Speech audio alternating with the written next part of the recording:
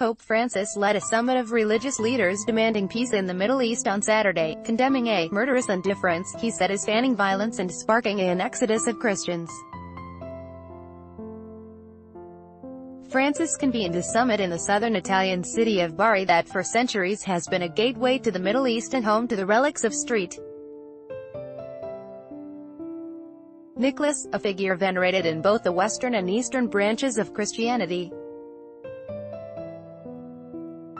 In what was billed as an admonition opening a joint prayer service, Francis spoke of dark clouds of war, violence and destruction, instances of occupation and varieties of fundamentalism, forced migration and neglect.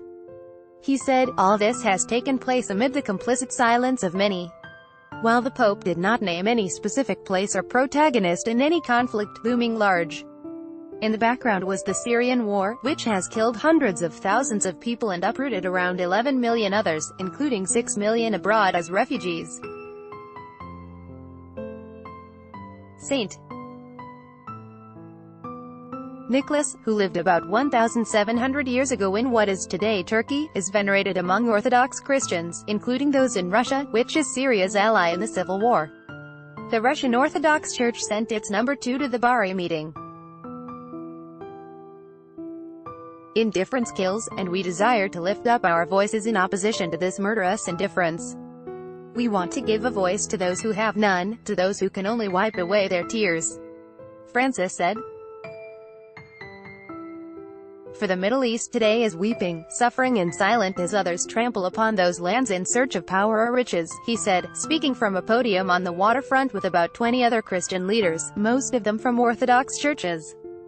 In a gesture to show their equality, the Pope and key participants including black-robed Orthodox leaders were driven together in a tourist-style open-top bus from the 12th century Romanesque-style Basilica of St. Nicholas to the prayer service on the waterfront facing east. "Let us pray as one, begging the Lord of Heaven for that peace which the powerful of our world have not yet been able to find," the Pope said. Prayers for peace in the Middle East were read in Italian, English, Greek, Arabic, Armenian and Assyrian. A special mention was made of the need for peace in Jerusalem, which the Pope called the Holy City beloved of God and wounded by men. The status of the Holy City is at the heart of a bitter conflict. Israel says it is the country's united and eternal capital while Palestinians want East Jerusalem as the capital of any future state. One of the topics at private meetings later was expected to be the dwindling number of Christians in the Middle East, as many flee conflicts and dire economic conditions. Francis said their disappearance would lead to the disfiguring the very face of the region. For a Middle East without Christians would not be the Middle East. Reporting by Philip Palella, editing by Alison Williams.